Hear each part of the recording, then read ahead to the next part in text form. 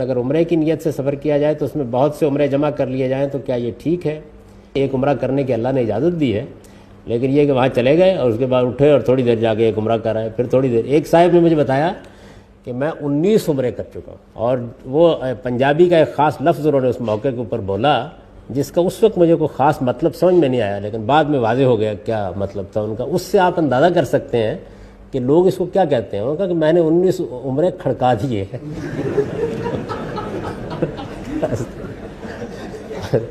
यानी ये इससे आप अंदाज़ा करें कि इतनी बड़ी इबादत को किस ज़ाविये से देखा जा रहा है, क्या चीज़ है।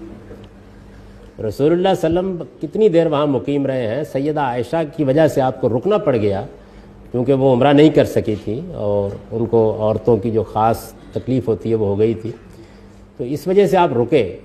तब भी आपने ये नहीं किया कि रोज़ जाके उम्रा कर लें।